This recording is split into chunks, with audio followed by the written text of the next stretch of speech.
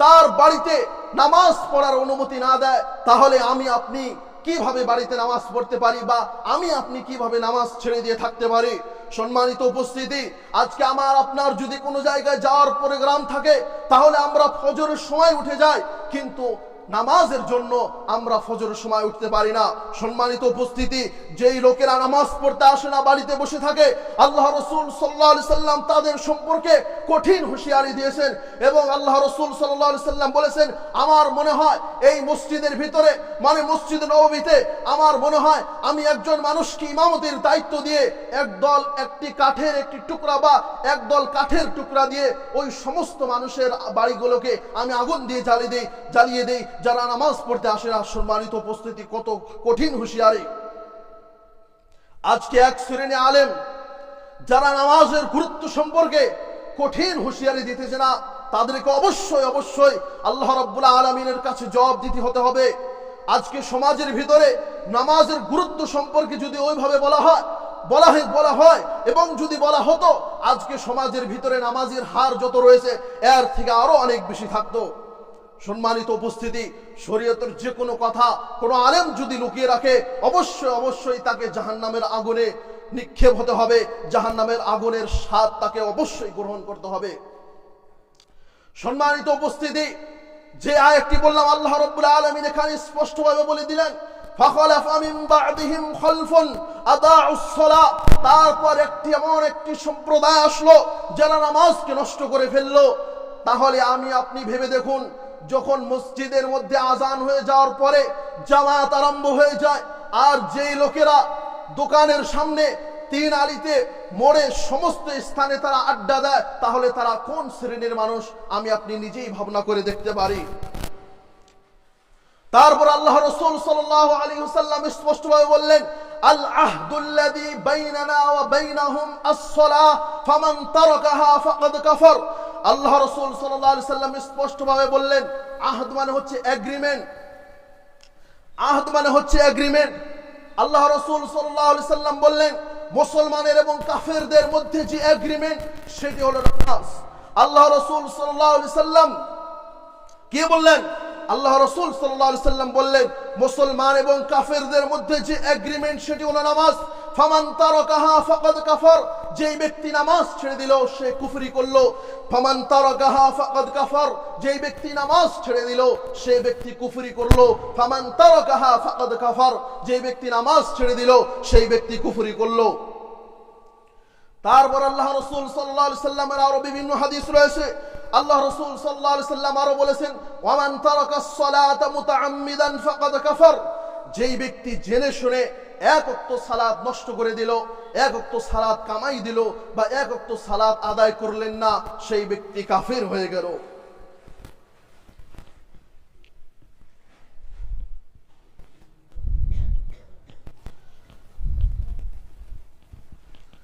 আলহামদুলিল্লাহ ওয়াহদাহ ওয়াসসালাতু ওয়াসসালামু আলা মান লা নাবিয়্যা বা'দা। সম্মানিত উপস্থিতি, বলছিলাম নামাজ তরককারীর হুকুম কি, বা নামাজ যে ব্যক্তি ছেড়ে দেয় তার বিধান কি। আল্লাহ রাব্বুল আলামিন কোরআনের ভিতরে আরো স্পষ্টভাবে বলেছেন, ফাওয়াইলুল লিল মুসাল্লিন। ওয়াইল হতে পারে সেটি জাহান্নামের নাম, বা সেটি হতে পারে তার জন্য ধ্বংস। ফাওয়াইলুল লিল মুসাল্লিন আল্লাযীনা হুম আন সালাতিহিম সাহুন। যারা নামাজ পড়ে কিন্তু সেইভাবে পড়ে না, নামাজের মধ্যে আসলে দেখা যায় তাদের সমস্ত সেই নামাজের মধ্যে সেই সমস্ত মানুষদের জন্য কঠিন হুঁশিয়ারি রয়েছে। তারপর আরো স্পষ্টভাবে প্রমাণিত রয়েছে, আল্লাহ রাব্বুল আলামিন এই কথাটি কোরআনের ভিতরে স্পষ্টভাবে বলেছেন, কিয়ামতের দিন যখন মানুষকে জাহান্নামে দেওয়া হবে এবং তাদেরকে জাহান্নামীদেরকে যখন জিজ্ঞেস করা হবে, তোমাদেরকে কি জিনিসে জাহান্নামে নিয়ে এসেছে, বা তোমরা কেন জাহান্নামে এসেছো, তখন সেই জাহান্নামীরা উত্তরে বলবে, ক্বালু লাম নাকু মিনাল মুসাল্লিন। আমরা দুনিয়ার ভিতরে নামাজ পড়তাম না। তাহলে এই এত আয়াত, এত কোরআনের হাদিস, এত কোরআনের আয়াত এবং আল্লাহ রাসূল সাল্লাল্লাহু আলাইহি সাল্লামের স্পষ্ট হাদিস পাওয়ার পরেও যদি একজন মুসলিম নামাজ না পড়ে, তাহলে তার পরিণাম কি হবে সেটি সে চিন্তা করে দেখো। তার পরিণাম আল্লাহ রাব্বুল আলামিনের হাতে। তারপর আল্লাহ রাসূল সাল্লাল্লাহু আলাইহি সাল্লাম আরো স্পষ্টভাবে বলেছেন, আল ফারকু বাইনার রাজুলি ওয়াল কাফিরি আস-সালাহ। একজন মুমিন বা একজন মুসলমান এবং একজন কাফেরের মধ্যে পার্থক্যকারী বস্তু হচ্ছে নামাজ। একজন মুসলিম মানুষ এবং একজন কাফের মাধ্যমে এই দুইজনের মধ্যে পার্থক্যকারী বস্তু হচ্ছে সালাত বা নামাজ। সম্মানিত উপস্থিতি, নামাজ সম্পর্কে শরীয়তের ভিতরে অনেক কথা রয়েছে। প্রথম কথা হলো এই যে একজন ব্যক্তি নামাজ ছেড়ে দেয়, তাদের সম্পর্কে বিজ্ঞ আলেম যারা, তারা স্পষ্টভাবে লিখেছে এবং এই যুগের তিনজন বড় আলেম, তাদের সমস্ত আলেমদের তাদের ফতোয়া স্পষ্টভাবে রয়েছে। বিশেষভাবে আল্লামা মুহাম্মদ বিন সালেহ আল উসাইমিন এই যুগের শ্রেষ্ঠ তিনজন আলেমের মধ্যে তিনি একজন বিজ্ঞ আলেম। তিনজন আলেম এবং সৌদি আরবের ফতোয়া বোর্ড যেটি রয়েছে, সেখান থেকে স্পষ্টভাবে তাদের স্পষ্ট ফতোয়া রয়েছে, যে ব্যক্তি সালাত ছেড়ে দেয়, যে ব্যক্তি নামাজ ছেড়ে দেয়, সে মুসলমান থাকতে পারে না। কারণ আল্লাহ রাসূল সাল্লাল্লাহু আলাইহি সাল্লামের যুগে যারা মুনাফিক, যারা ইসলামের শত্রু ছিল, তারাও আল্লাহ রাসূল সাল্লাল্লাহু আলাইহি সাল্লামের সাথে নামাজ পড়তেন। আল্লাহ রাসূল সাল্লাল্লাহু আলাইহি সাল্লামের যুগে কাফেরগুলো যে রয়েছিল, আবু লাহাব, আবু জাহেল, তারাও আল্লাহ রাসূল সাল্লাল্লাহু আলাইহি সাল্লামের সাথে নামাজ আদায় করতেন। কত বড় হুঁশিয়ারি! সম্মানিত উপস্থিতি, একজন মানুষ মাঝে মাঝে সালাত আদায় করে, মাঝে মাঝে সালাত ছেড়ে দেয়, সেই ব্যক্তি নামাজি হিসাবে গণ্য হবে না। সেই ব্যক্তি নামাজি হিসাবে গণ্য হবে না। একজন বিখ্যাত তাবি কারা সাহাবায়ে কেরামদের ছাত্র, তাদেরকে তাবিঈন বলা হয়। একজন বিখ্যাত তাবি আব্দুল্লাহ বিন শাকীক রাহিমাহুল্লাহ, তিনি স্পষ্টভাবে বলেছেন যে সাহাবায়ে কেরামদের মধ্যে আমরা কোনো বিষয়কে ছেড়ে দেওয়া কুফরি মনে করতাম না। মানে সাহাবায়ে কেরামরা কোনো বিষয়কে ছেড়ে দেওয়া কুফরি মনে করতেন না, কিন্তু নামাজ ব্যতীত কোনো মানুষ যদি, কোনো সাহাবায়ে কেরামদের যুগে কোনো মানুষ যদি নামাজ ছেড়ে দিত, তাহলে তারা তাকে স্পষ্টভাবে কাফের মনে করত। সম্মানিত উপস্থিতি, আল্লামা মুহাম্মদ বিন সালেহ আল উসাইমিন এইভাবে তার কিতাবে স্পষ্টভাবে, তার প্রায় প্রত্যেকটি কিতাবে, যে কিতাবগুলোতে তার নামাজের অধ্যায় রয়েছে, প্রত্যেকটি কিতাবের ভিতরে স্পষ্টভাবে লিখেছেন যে একজন নামাজি মহিলা এবং বেনামাজি তার স্বামী, এই দুইজনের বিবাহ টিকবে না। এটি আমার ফতোয়া নয়, এটি বিজ্ঞ আলেমদের ফতোয়া। আমি বলতেছি যে একজন স্ত্রী নামাজ আদায় করে, স্বামী নামাজ আদায় করে না, তাদের বিবাহ অটোমেটিক ভেঙে যাবে। স্বামী নামাজ আদায় করে, স্ত্রী নামাজ আদায় করে না, তাদের বিবাহ অটোমেটিক ভেঙে যাবে। একজন বেনামাজি তার জানাজার সালাত পড়বে না। একজন বেনামাজি সে মুসলিম সমাজে থাকুক না কেন, সে মুসলমানের কবরস্থানে স্থান পাওয়ার যোগ্য না, তাকে অন্য জায়গায় কবর দিতে হবে। একজন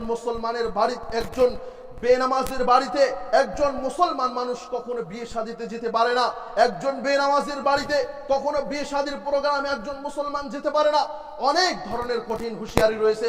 সম্মানিত উপস্থিতি, নামাজ ছেড়ে দেওয়া যে কত বড় মহাপাপ, সেই জিনিসটি আমাদের মাথায় ঢুকিয়ে দিতে হবে। সম্মানিত উপস্থিতি, আমি বলছিলাম, সম্মানিত উপস্থিতি, আমি প্রত্যেকটি মানুষকে আহ্বান করতেছি, আপনারা নামাজকে পড়ুন, আপনারা নামাজের গুরুত্ব সম্পর্কে জানুন এবং এতদিন যা হয়েছে ওই সমস্ত আগের, ওই সমস্ত পিছনের খাতা সমস্ত পরিছাই করে দিন এবং নতুন থেকে নতুনভাবে নতুন জীবন আরম্ভ করুন এবং 5 ওয়াক্ত সালাত আদায় করুন এবং নামাজ পড়ার পরে আপনি অন্তরের ভিতরে অবশ্যই এক ধরনের শান্তি পাবেন, যেই জিনিসটা আপনি নামাজ পড়া আরম্ভ করলেই পাবেন। সম্মানিত উপস্থিতি, আপনার অন্তরের ভিতরে যদি আল্লাহ রাব্বুল আলামিনের ভয় না থাকে, এই ধরনের হাজার খুতবা দিও আমি আপনাকে নামাজে নিয়ে আসতে পারবো না। আপনাকে আপনার অন্তরের ভিতরে আল্লাহ রাব্বুল আলামিনের ভয় ঢোকাতে হবে যে একদিন আল্লাহ রাব্বুল আলামিনের সামনে আমাকে অবশ্যই হাজির হতে হবে। একদিন অবশ্যই আল্লাহ রাব্বুল আলামিনের সামনে আমাকে অবশ্যই হাজির হতে হবে। সেই দিন আমি কি হিসাব দিব? সেই দিন, যেই দিন আল্লাহ রাব্বুল আলামিন বা ফেরেশতাগণ তাদেরকে জাহান্নামীদেরকে জিজ্ঞেস করবে যে তোমাদেরকে কিসে জাহান্নামে নিয়ে এসেছে, সেই দিন তারা বলবে ক্বালু লাম নাকু মিনাল মুসাল্লিন, আমরা নামাজ পড়তাম না। আপনি আমি যদি সেই লিস্টে পড়ে যাই, তাহলে আমার আপনার অবস্থা কি হবে? এবং জাহান্নাম কত খতরনাক একটি স্থান।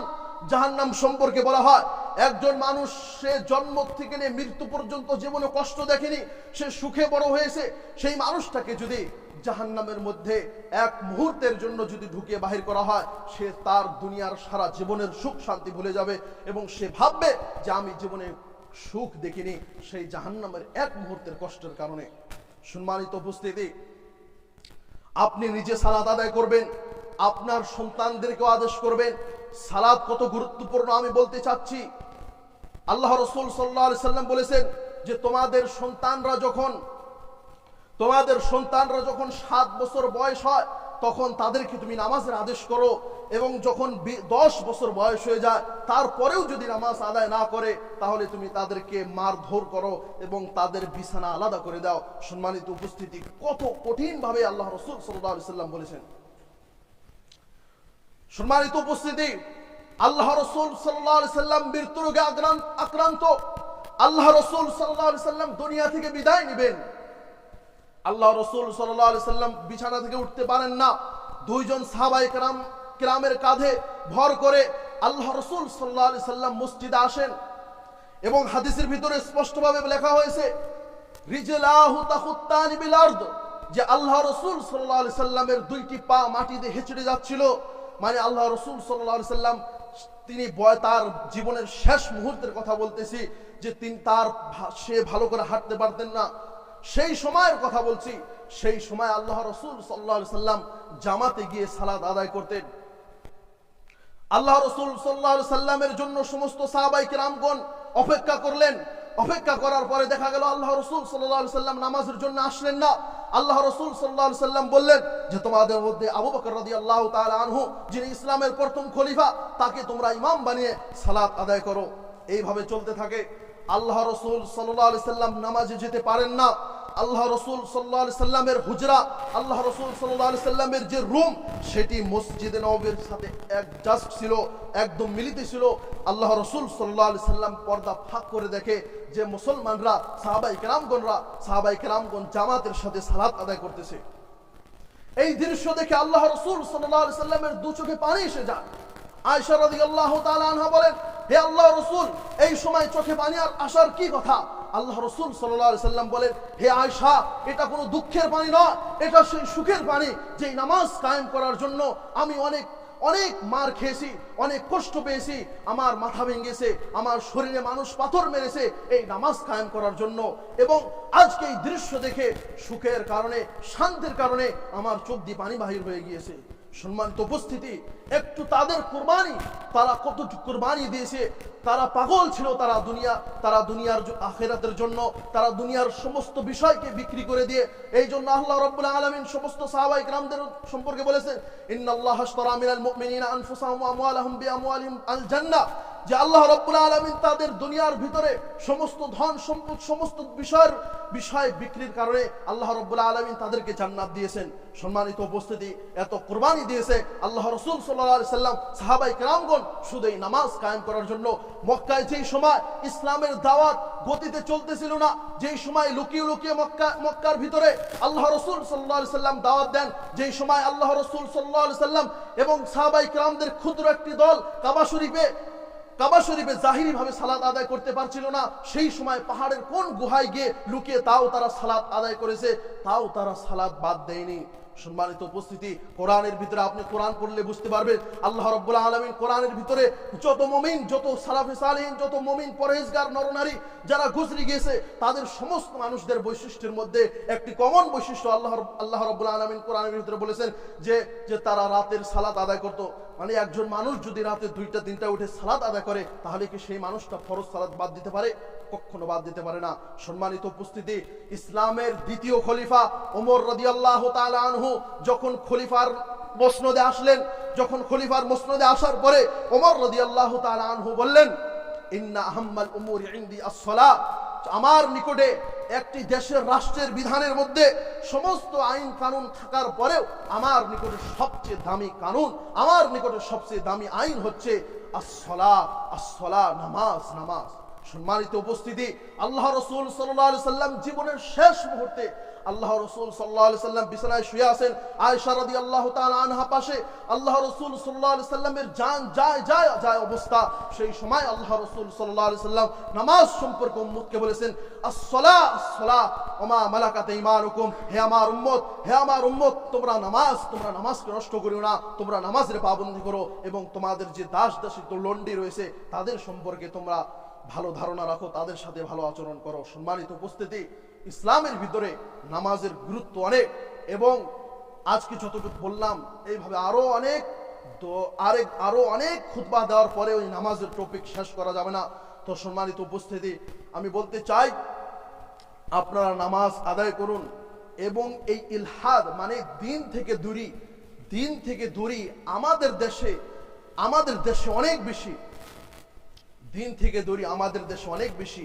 এজন্য আপনারা নিজের সালাত আদায় করুন, এবং নিজের সন্তান, নিজের আরো আত্মীয় স্বজন রয়েছে তাদেরকেও সালাতের দাওয়াত দিন।